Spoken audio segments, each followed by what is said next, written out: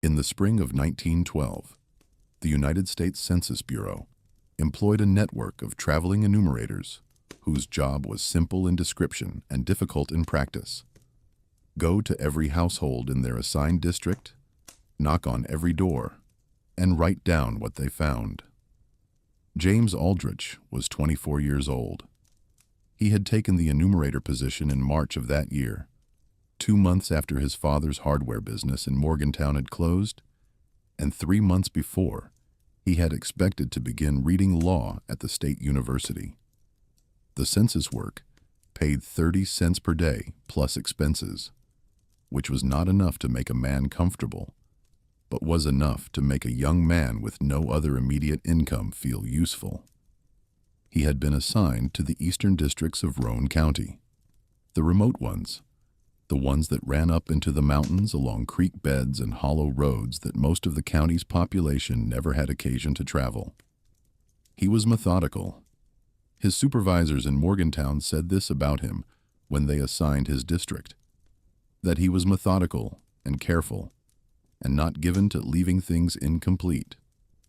He kept his enumeration forms in a leather satchel that he oiled once a week. He recorded every household in the order he visited them, with the date and time of his arrival noted in the margin of each form. He carried 2 pencils, sharpened to identical lengths, and replaced them at precisely the same interval, so that he always had a reliable writing instrument. He had been working his district for 6 weeks when he came to the last page of his assignment list. The last name on the list was written in the standard enumeration format: Aldrich Sisters, Crow Hollow Road, approximately 14 miles northeast of Spencer. Household composition unknown. Previous enumeration attempts, 0. Note appended in the margin by whoever had prepared the list: remote access, no road maintained past mile 9, recommend horseback. The note was dated 1910. Whoever had prepared the 1910 list had not, apparently, followed their own recommendation. The Aldrich sisters, no relation to James, had not been enumerated in 1910. Nor, when James checked the records, going back through his supervisor's files in 1900. The household at Crow Hollow had not been formally visited by any representative of any government office in at least 12 years. This was not, in 1912, particularly unusual in the remote mountain districts of West Virginia. Roads were bad. Access was difficult. Enumerators were not always diligent, and supervisors were not always demanding. Households in the deep hollows sometimes went a decade or more without official contact of any kind, and this was generally accepted as one of the practical realities of conducting census work in a state that was, in many of its corners, still functionally frontier. James Aldrich noted the recommendation for horseback, arranged with a livery in Spencer for the use of a mare for 3 days, and set out for Crow Hollow on the morning of May 14th, 1912. He told his landlady in Spencer where he was going. He showed her the assignment sheet with Crow Hollow written on it, and the estimated return date he had penciled in the margin.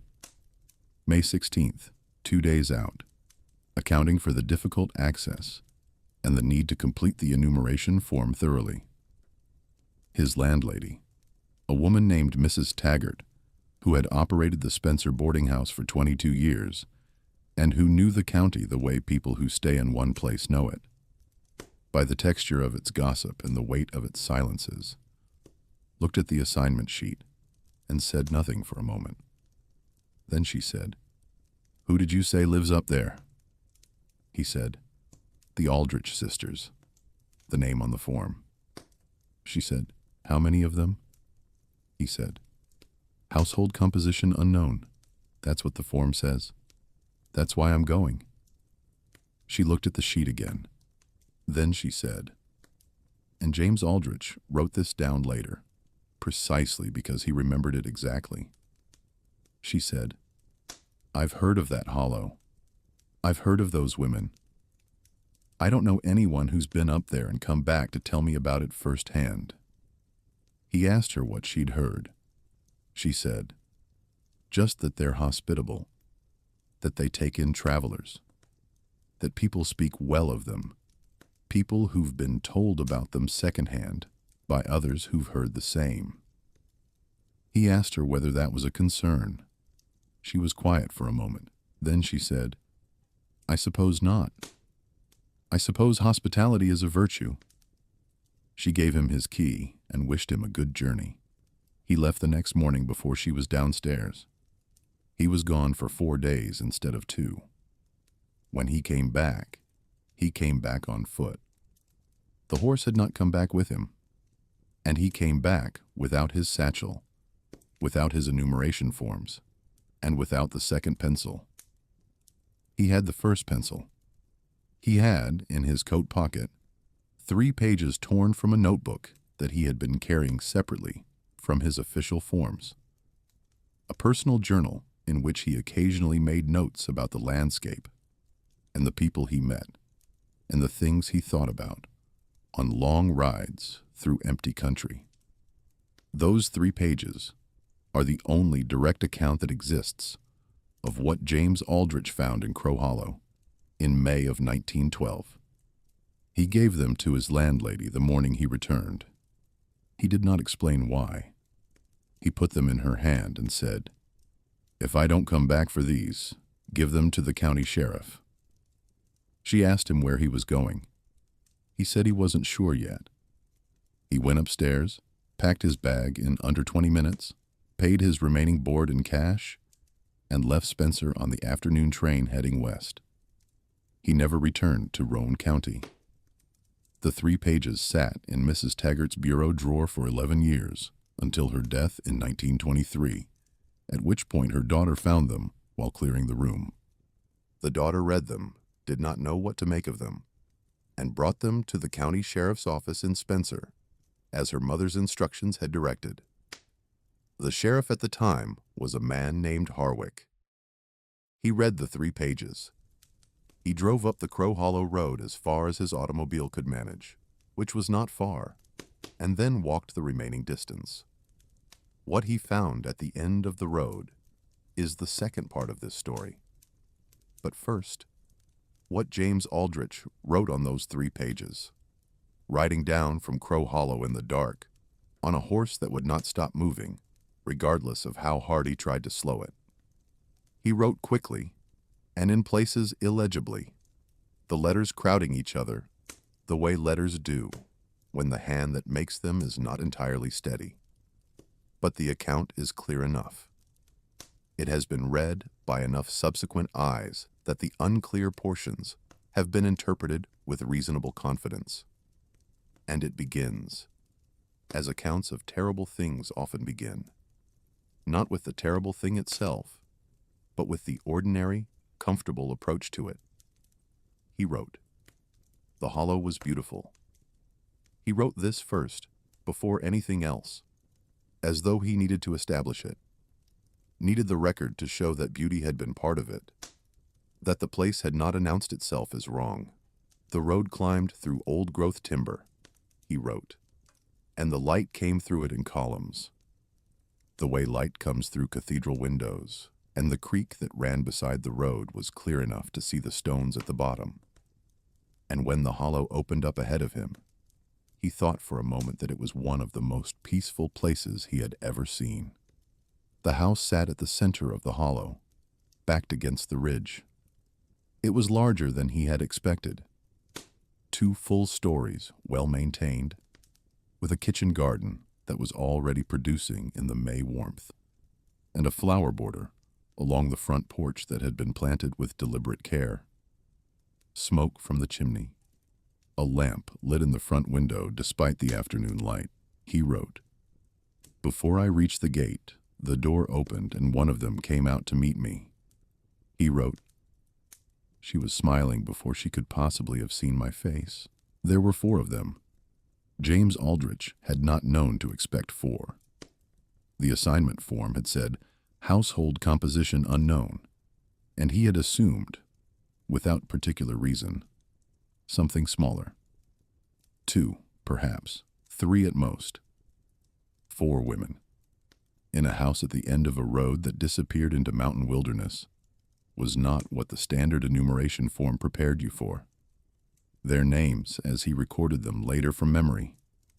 His forms were gone by then, left behind in the house, along with his satchel and everything in it, were Marin, Delia, Sura, and Joe. He did not get surnames from them or ages or any of the other standard enumeration data. He got names because they introduced themselves, each in turn, as they came out of the house to meet him in the yard. Marin first, the one who had come to the gate, the one who had been smiling before she could see his face. She was the eldest, he thought, though it was difficult to be certain. Tall, dark-haired with threads of gray. A face that was handsome rather than beautiful, strong-featured, with a quality of attention in it that he noticed immediately and could not quite name. She took his hand when he dismounted and held it a moment longer than a handshake requires, and looked at him with a directness that was not unfriendly, but that made him feel, without knowing why, that she was taking inventory. Delia was shorter, rounder, with a warmth to her that was immediately and genuinely comfortable. The kind of woman who makes you feel that her house is the right temperature and her food will be exactly what you wanted. She laughed easily.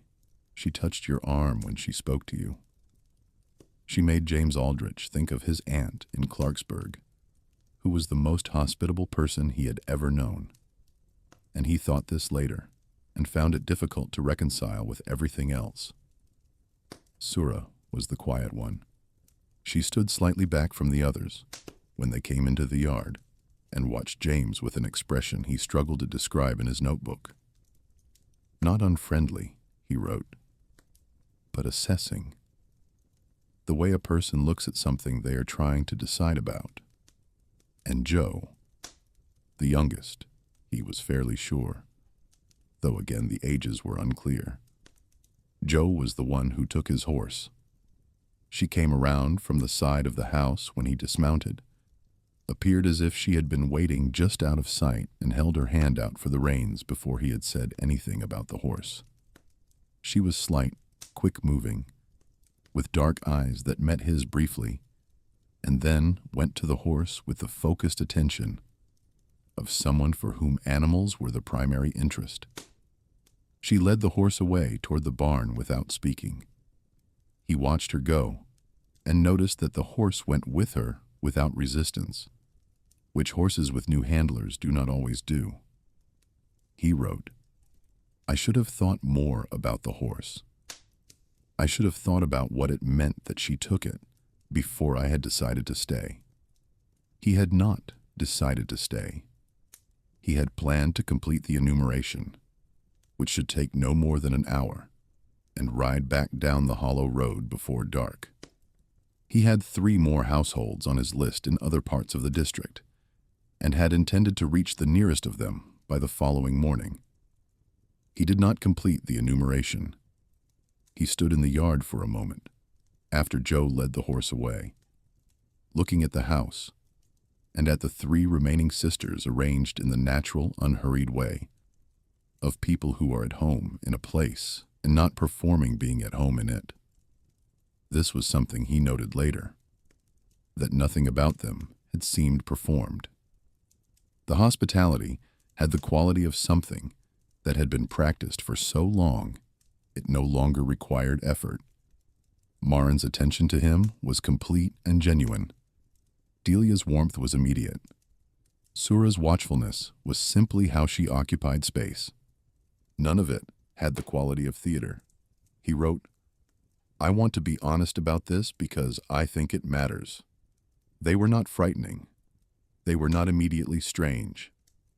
If I had left that afternoon and never gone back, I would have described them, to anyone who asked, as 4 women living alone in a hollow who were more gracious and more interesting than I had any reason to expect. The yard itself was neat, well maintained in the way of a property that has regular attention.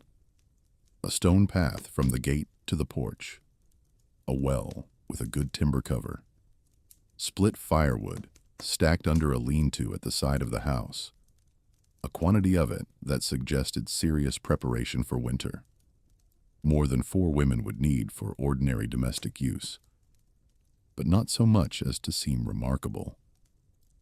A vegetable cellar door set into the ground at an angle near the kitchen wall, the iron handle worn smooth with use. He looked at the vegetable cellar door and thought nothing of it. Maren invited him inside for supper before he had opened his satchel. She did it the way practiced hospitality is extended, not as a question, not as a pressure, but as a simple statement of fact. Supper was nearly ready. He must be hungry after the long ride. There was more than enough. She turned toward the house as she said it, in the manner of someone who has already assumed the yes and is moving on to the next thing. He followed her inside. He wrote. The house was clean and warm, and smelled of cooking that made my mouth water before I could see what it was. There was a large table in the main room, set for 5. I did not ask who the 5th place was for. I understood, or thought I understood, that it was for me. He wrote. The food was very good. He wrote. I ate more than I intended to. He wrote. Afterward, Maren said the road back down the hollow was not safe in the dark. There was a section where the creek crossed the road twice in close succession, and the stones were slippery, and that I was welcome to stay the night and leave in the morning. She said this while clearing the table, her back partly to me, in the same tone she had used to invite me to supper, as if it were already decided, as if the only question was whether I understood it yet. He had agreed to stay. He would spend 36 hours in the house at Crow Hollow before he ran. The 36 hours were not, for most of their duration, frightening. This was the thing he came back to, again and again, in the 3 pages of his notebook. The ordinariness of most of it, the way the house and the women and the rhythms of the place had worked on him, like something designed to keep his attention occupied and his instincts quiet. Maren talked with him about books. She had a substantial shelf of them in the parlor, mostly history and natural philosophy, some fiction well read. She had opinions about what she had read that were sharp and original, and she asked him questions about his own reading that made him feel his answers were being genuinely weighed. He had not expected this. He had not expected a great deal from a household of women at the end of a wilderness road in 1912, which he acknowledged in his notebook, with a self-deprecation that suggested he understood the limitation even as he had held it. What he did not write in his notebook, but what he described in the 1951 letter to his daughter, was that Maren's knowledge of the books on her shelf was not recent. She spoke of some of the older volumes, histories from the 1860s and 1870s, natural philosophy texts that predated his birth, with the familiarity of someone who had lived with them for decades, who had read them not once but many times, returning to passages the way you return to conversations with people you find consistently interesting. This had struck him at the time as unusual, without his understanding why. In 1951, writing to his daughter, he understood why. The books on the shelf were old. Older than the house appeared to be, though the house was old enough. Some of them had dates stamped inside the covers that put them in the 1840s and 1850s. If Maren had read them as a young woman, she would have been an old woman in 1912. She was not an old woman in 1912. He had looked at this fact and looked away from it, the way you look away from things that require too much adjustment to accommodate. Delia cooked for him, as though feeding him were a form of affection. Breakfast was elaborate. Lunch was pressed on him, despite his protests that he was full. She watched him eat with the particular satisfaction of someone for whom the act of nourishing another person is its own reward. Sura said little, but when she spoke, it was with a precision that made him listen more carefully than he usually listened to anyone. She asked him once, on the second morning, how long the Census Bureau kept its records. He said he wasn't sure. Indefinitely, he assumed. She nodded slowly, as if this was information she was storing carefully. Joe he saw primarily at a distance. She spent most of her time in the barn or in the fields at the hollow's edge, and when she came inside, she was quiet and quick-moving, and ate rapidly and went back out. She watched him sometimes from across the room with those dark eyes, and he had the feeling she was the most observant of the four, the one who was paying the most comprehensive attention. But she directed none of that attention toward conversation. He wrote, "I began to feel, by the second afternoon, that I had been there longer than I thought. I felt this without being able to account for it. The days in that hollow seemed to take a different quantity of time than ordinary days. I slept more heavily than usual and woke less rested." He wrote, "On the second afternoon, I walked the hollow. I told Marin I wanted air after the morning inside, and she smiled and said the hollow was beautiful in May, which it was, and said to mind the creek at the north edge, where the bank was soft." She said this with the specific knowledge of someone who has walked every foot of the terrain, the way you direct a guest around the hazard in your own yard. And I minded the creek and walked the hollow for perhaps an hour. What I found in the hollow is not what I expected. The hollow was larger than it appeared from the house. It opened to the north into a second smaller basin that was not visible from the yard or the road. In this basin, there was a clearing, roughly circular, perhaps 30 yards across. The clearing was bare earth, no grass, no weeds, no undergrowth, in a forest where undergrowth pressed in from every direction. The bare earth had been maintained. It was the clearing of a place that is regularly used, regularly cleared. There was no other structure, no tool left behind, no indication of what the clearing was for.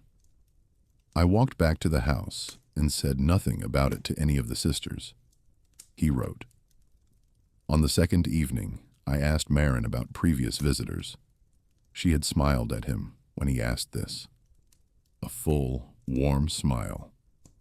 The kind of smile that is confident rather than comfortable, that does not ask you to like it, but simply assumes that you do. She said, 'Oh, we have had many visitors over the years, many travelers through the hollow. We are always glad of company.' He asked, 'Do they stay long?' She said, 'As long as they need to.' He asked, 'Where do they go when they leave?' And Marin looked at him for a moment, with that smile still on her face, and said, 'Where does anyone go?' He wrote, I did not sleep well that second night. He woke on the third morning before light. He was not sure what woke him. Not a sound exactly, or not a sound he could identify. Something had changed in the quality of the house's silence. He lay in the bed in the upstairs room they had given him, and listened, and could not identify what was different. And after several minutes he got up and dressed without lighting the lamp and went to the window. The hollow was dark. The ridge above blocked the sky on 3 sides, and the stars were visible only in the strip of open air directly above the creek. The house below him was dark. No lamp in any window. The barn was dark. He wrote, I stood at the window for some time, and then I saw Sura. She was crossing the yard from the house toward the barn. She was carrying something.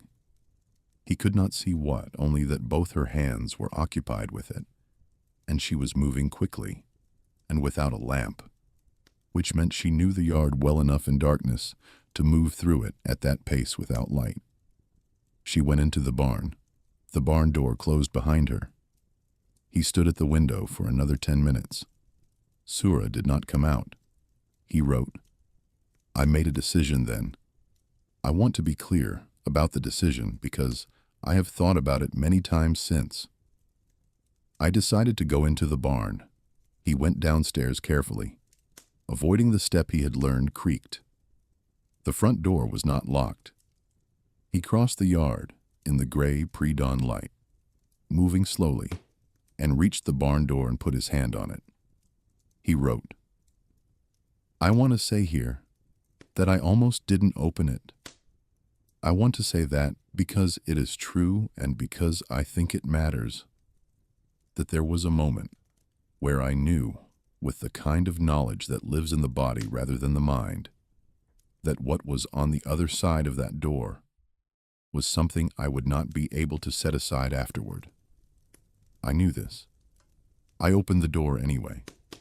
I don't know what that says about me. He wrote, What I found in the barn, I will describe plainly and without embellishment, because I have no interest in making it worse than it was, and it was bad enough. He wrote, There were structures at the back of the barn, built against the back wall, constructed from good timber, clearly not original to the barn. Stalls, or the shape of stalls, but modified. The modifications involved locks. Good locks, solid iron, the kind you would use on a cellar door or a strong box. He wrote, The barn was larger inside than outside. I understood this when I was inside it, in a way I had not understood from the yard. The back wall was further from the front wall than the exterior dimensions suggested. This was not immediately apparent in the dark. I had no lamp, only the gray pre-dawn light through the door. But as my eyes adjusted, I began to count the distance and to understand that the discrepancy was not small. Several feet, perhaps 5 or 6 feet of interior space that did not correspond to any exterior wall. He wrote, There was a door in the back wall, not a barn door, a fitted panel, flush with the timber, with a small iron ring rather than a handle. I didn't open it. I had seen enough by then. I want to be honest. I had seen enough, and I was not brave enough to open that door. And I have never decided whether this was cowardice or sense. He wrote, The stalls were not empty. Here his handwriting became harder to read. The letters were formed correctly, but pressed harder into the paper, and in one place the pencil had torn slightly through the page. He wrote, I will not write what I saw in the stalls in any further detail than this, that there were people there, or what had been people, in conditions that indicated the barn had been in use for this purpose for a long time.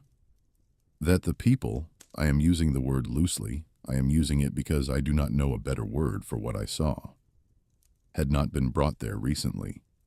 That Sura was standing at the far end of the barn, with something in her hands, and she had not yet heard me come in. He wrote, I left the barn. I went back across the yard.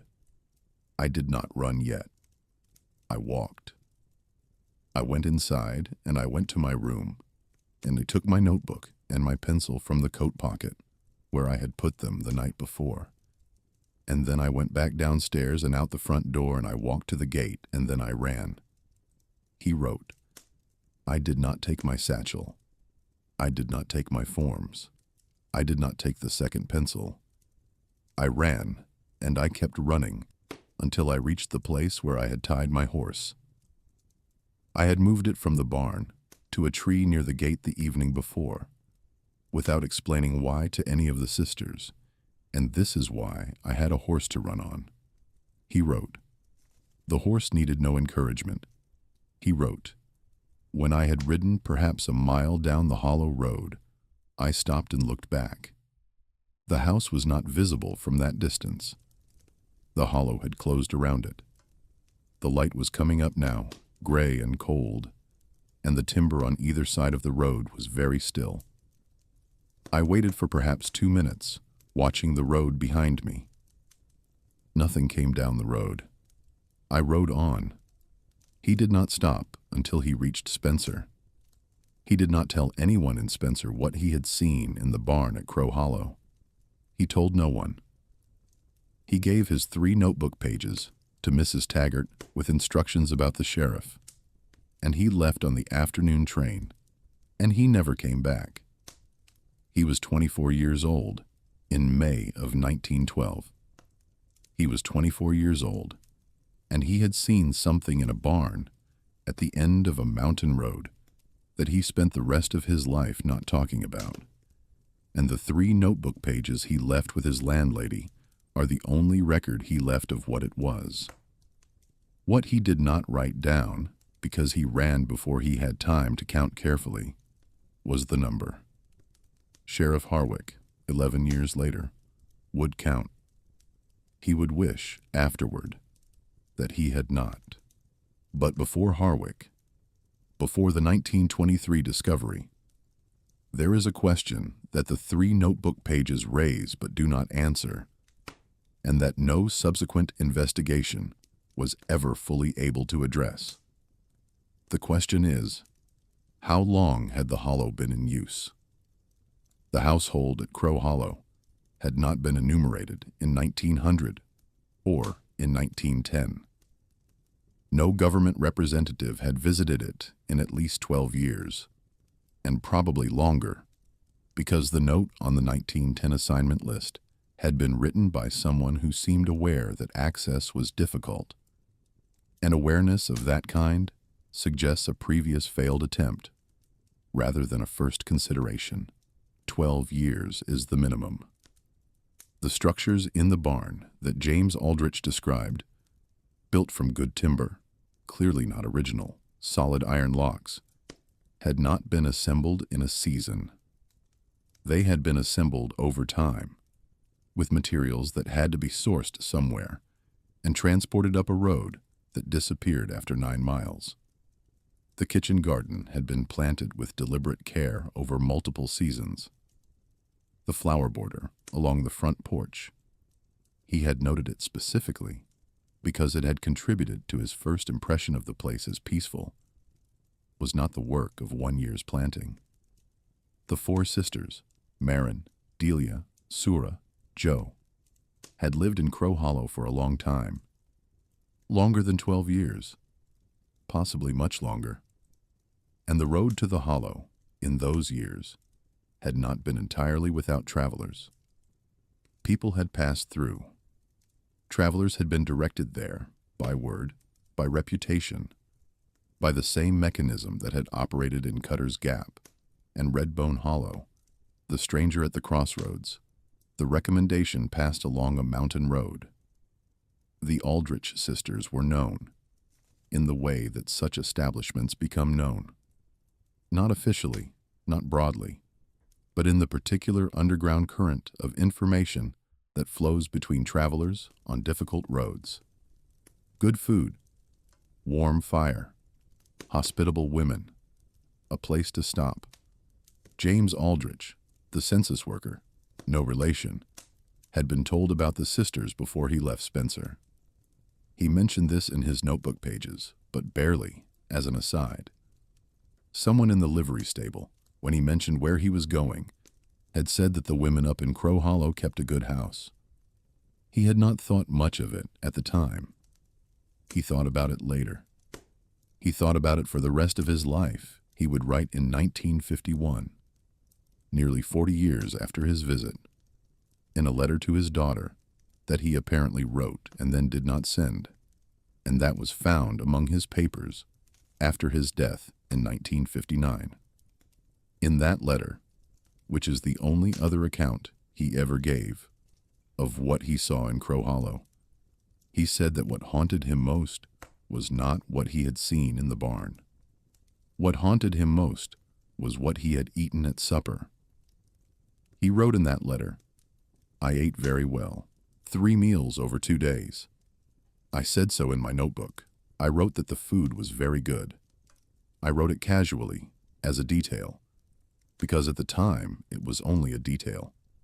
It became something else later. It has been something else ever since." He wrote, "I do not know what I ate in that house. I knew what I was told it was. I did not ask further questions because there was no reason, at that point, to ask further questions. There is never a reason to ask further questions until there is." He wrote, "I have not eaten certain things since May of 1912. My wife has never asked me why. I am grateful to her for this." He signed the letter. He did not send it. He folded it and put it among his papers and died in 1959. And his daughter found it, and in 1963 she donated it, along with the rest of his papers, to the West Virginia State Archives, where it remains. The letter is cataloged as personal correspondence, miscellaneous, undated, and unsent. It is available to researchers upon request. Very few researchers have requested it. Franklin Harwick became sheriff of Roane County in 1919. He was 42 years old, a methodical man, a former school teacher who had gone into law work after the war.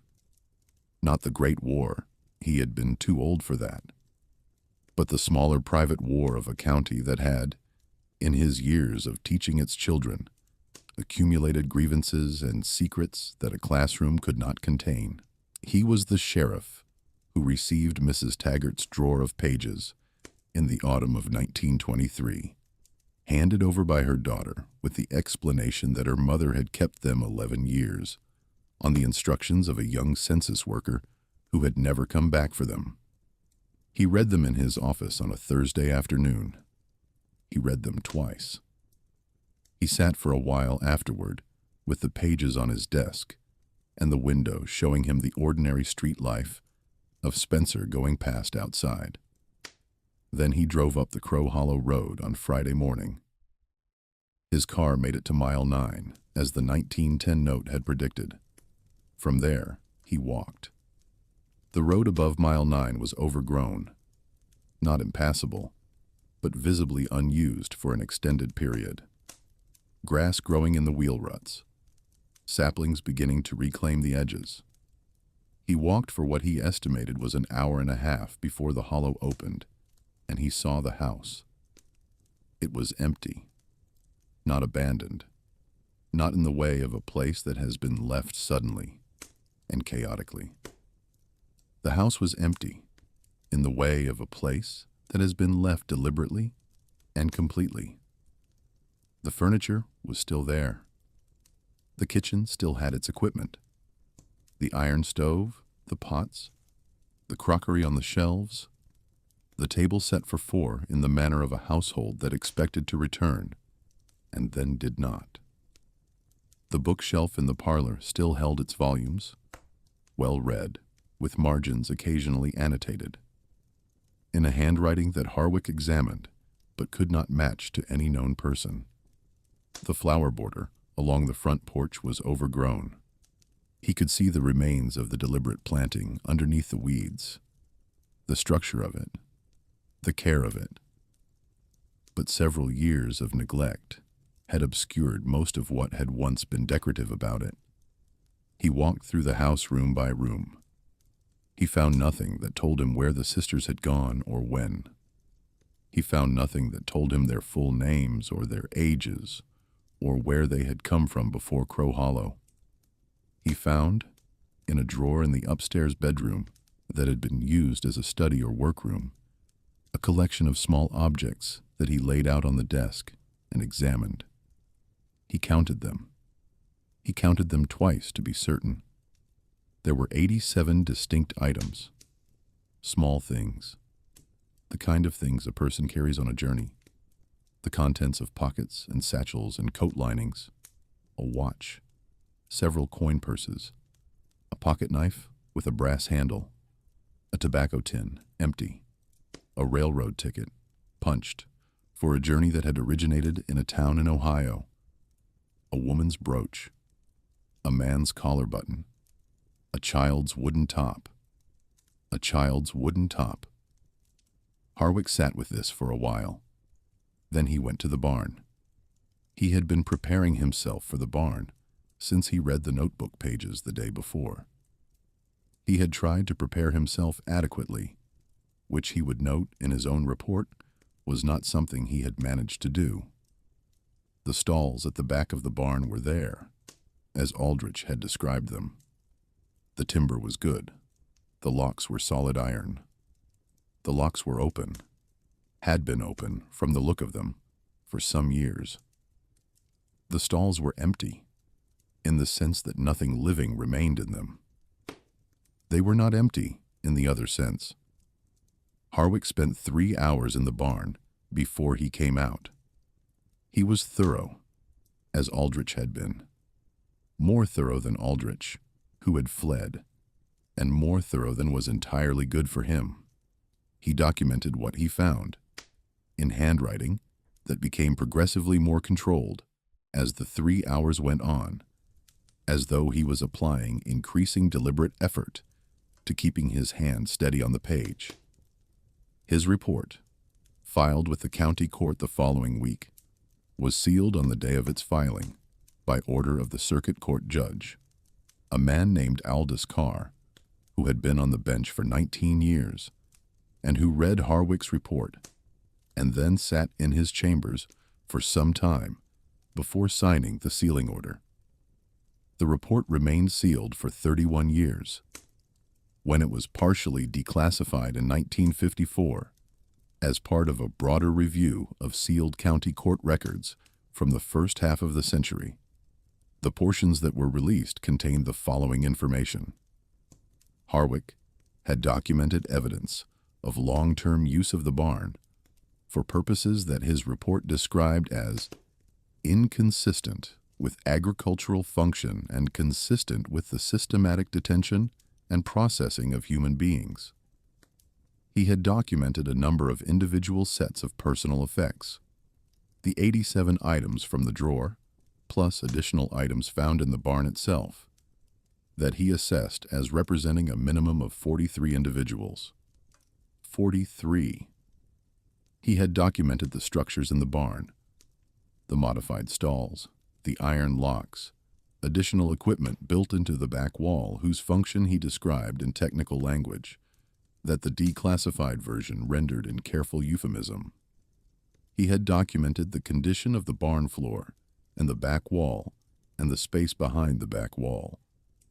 There was a space behind the back wall, narrow, stone-lined, accessed through a fitted panel.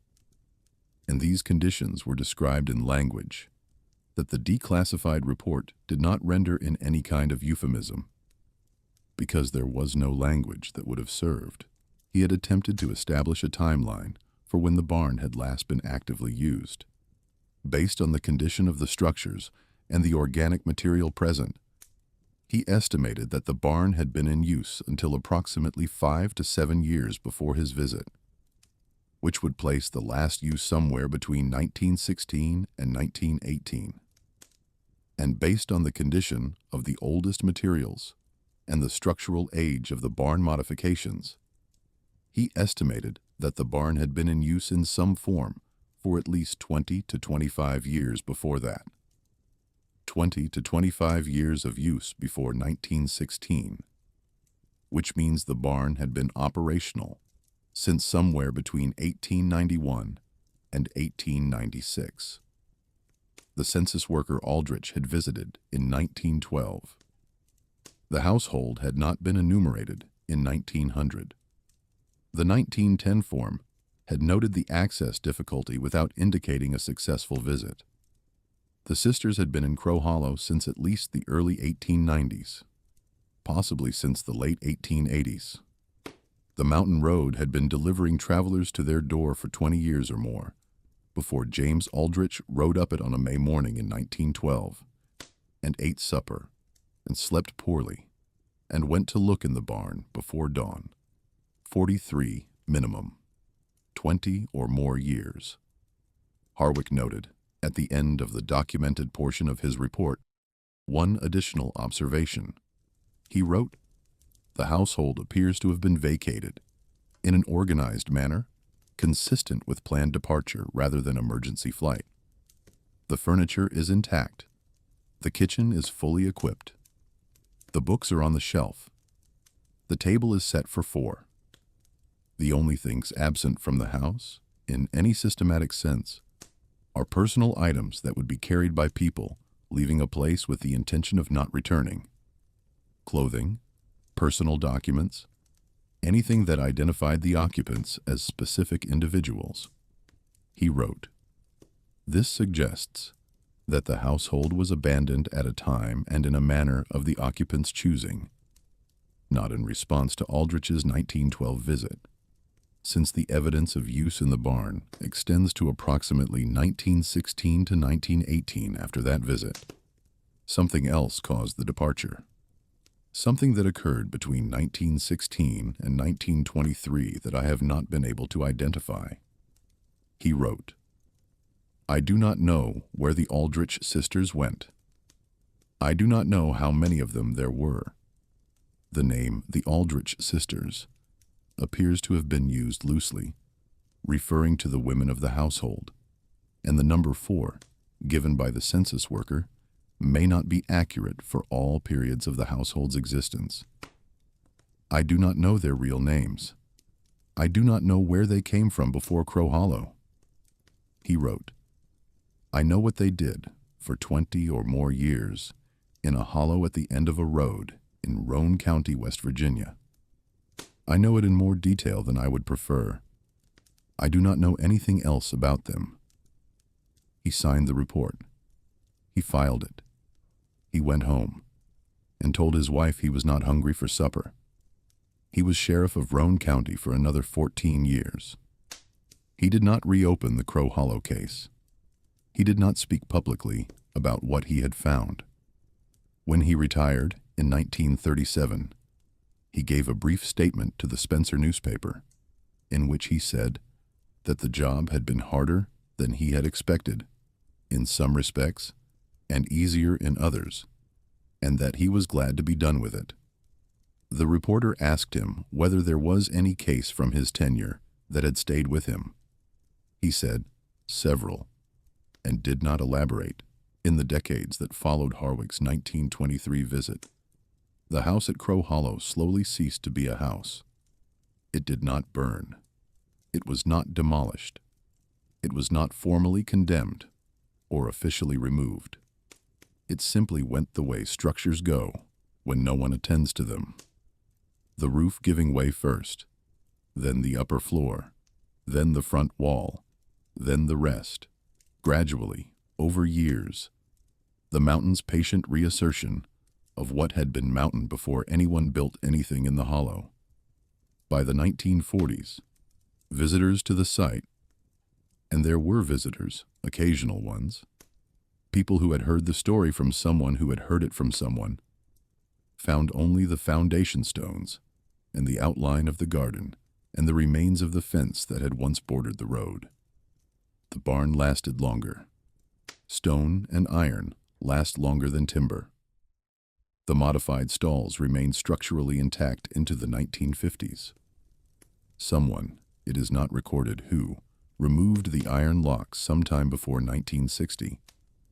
Whether this was an act of removal for practical reasons or an act of removal for other reasons is not known. By the time a historian named Patricia Voss, no relation to the medical examiner Samuel Voss, visited the site in 1971 as part of her research into unsolved disappearances in Appalachian, West Virginia, the barn was largely collapsed. She photographed what remained. Her photographs show stone walls and fallen timber, and the particular silence of a place that has been a long time, absorbing something it would prefer not to have absorbed. She also found the clearing, In the smaller basin to the north of the main hollow, she found the circular clearing that James Aldrich had described in the 1951 letter to his daughter. The bare earth, the absence of undergrowth, the maintained quality of a place that is regularly used. In 1971, the clearing was still bare. 60 years after Aldrich had walked through it, 53 years after the sisters had left the hollow by Harwick's estimate, the clearing was still bare. Grass had not reclaimed it. Weeds had not encroached. The surrounding forest pressed to its edge on every side and stopped. Voss photographed it and noted its dimensions and took a soil sample that she later sent to a colleague at the University Geology Department. The colleague's report, which Voss preserved in her research files, stated that the soil in the clearing contained an unusual concentration of organic compounds consistent with long-term decomposition of biological material. The colleague asked, in a note attached to the report, what exactly she was researching. She did not reply. She noted in her research journal that the clearing in the May afternoon light of 1971 had the quality of a room. The trees around it were close enough to create something like walls. The sky was open above it, a circle of blue through the canopy, the way a chimney is open above a hearth. She stood in it for a while, and then left it, and did not go back. She noted in her research journal that the clearing felt deliberate. Not in the way that cleared land feels deliberate, not the deliberateness of agriculture or habitation. The deliberateness of a space that has been maintained for a specific purpose, carefully, and over a long time, by people who knew exactly what the purpose was. She noted in her research journal that the hollow itself felt different from the surrounding terrain. She noted this without claiming any supernatural interpretation of it. She was a rigorous academic, and she was careful about the language she used. But she wrote, "There is a quality to the air in that hollow that I cannot account for, by reference to geography or meteorology. It is a heaviness.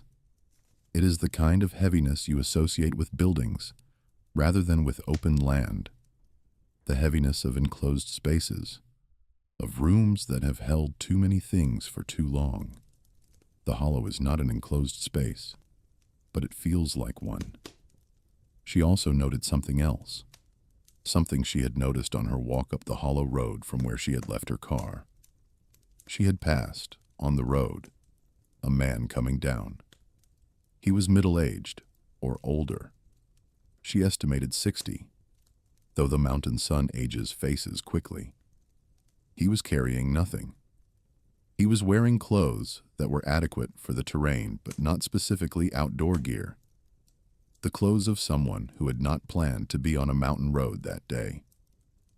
He nodded to her as they passed. She nodded back. She wrote, "I thought nothing of it at the time. People walk mountain roads. It is not unusual." She wrote, "It was only later, after I had spent several hours at the site and was walking back down the road myself, that I thought about him again. Specifically, I thought about the fact that when I had arrived at the hollow, I had seen no sign of another recent visitor. No car parked on the road below. No tracks in the path that were clearly newer than mine. No food wrappers, no equipment. Nothing that would indicate that the man I had passed was coming from the hollow, rather than from some other point on the road."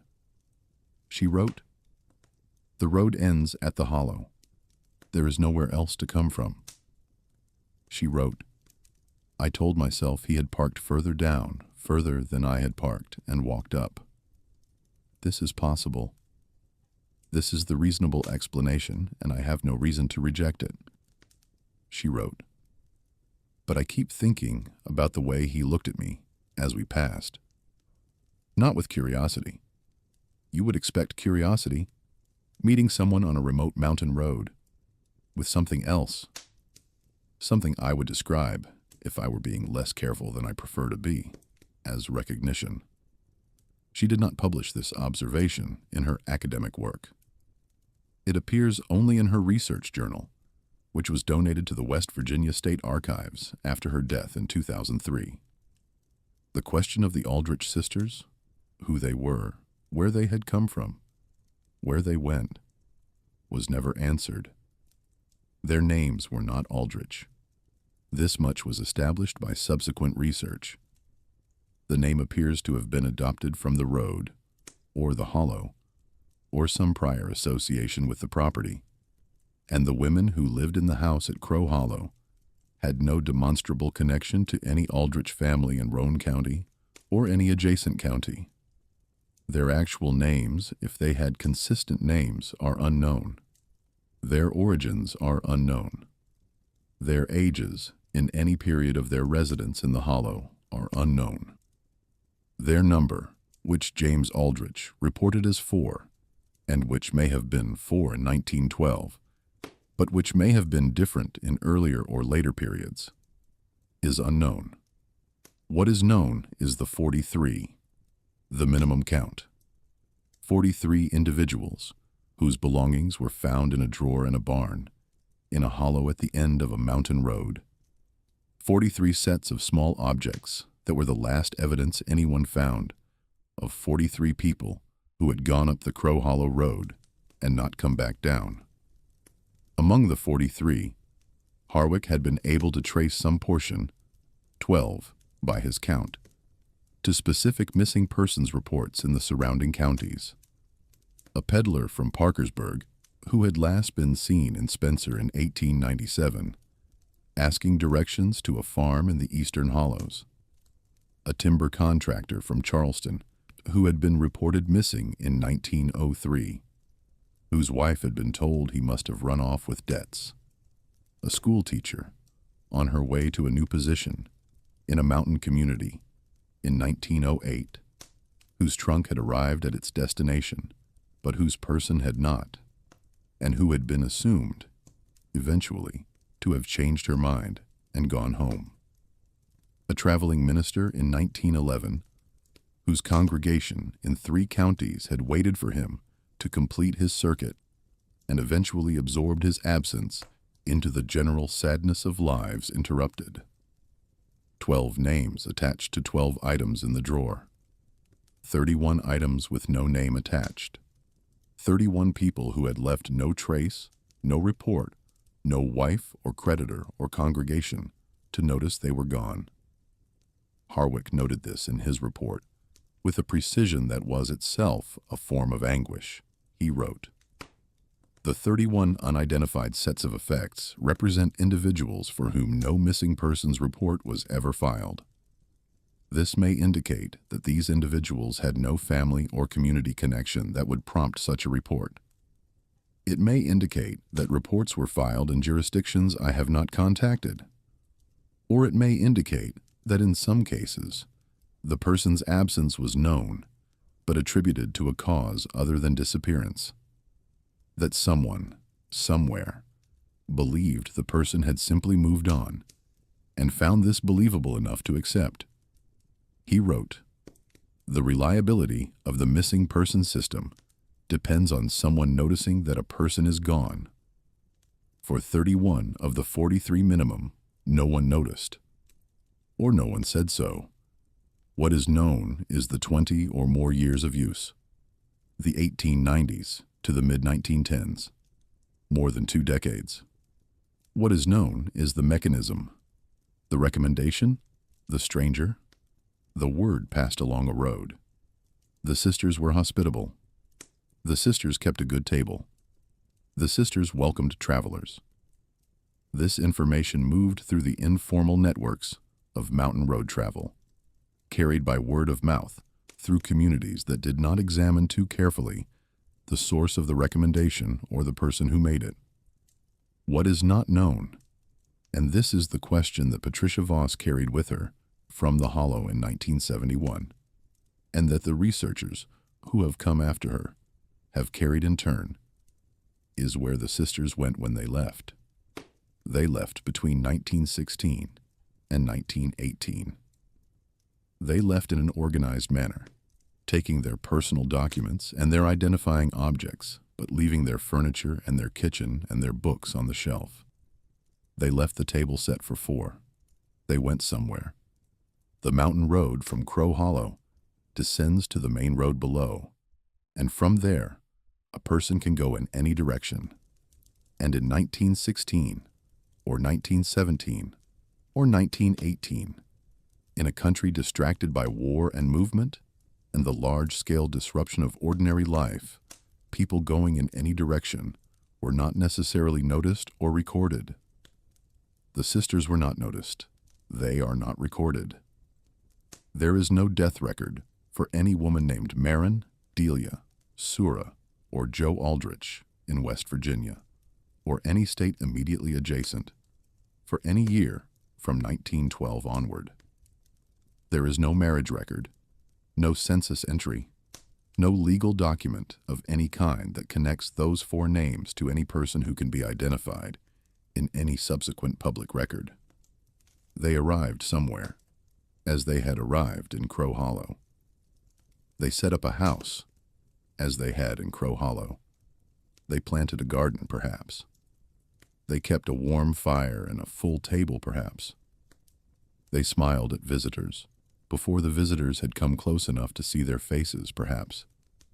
And somewhere, on some road, there was a man or a woman who mentioned them to a traveler, casually, helpfully, in the manner of one person passing useful information to another. And the traveler noted it down and continued on toward the place where the road ended and the women were waiting. James Aldrich lived until 1959. He became a lawyer, as he had intended, and practiced in Ohio for 30 years, and raised a family, and by most accounts had an ordinary and reasonably contented life. His daughter, in a brief memoir she wrote after his death for a family collection, described him as a gentleman who did not speak often of his past, and who was, in her memory, the only person she had ever known who never ate venison. She had asked him about this once, as a child. He had said only that he had gone off it. He did not say when or why. He did not say that he had eaten well in a hollow in West Virginia, in May of 1912, in a house where the table was set for 5 before he arrived.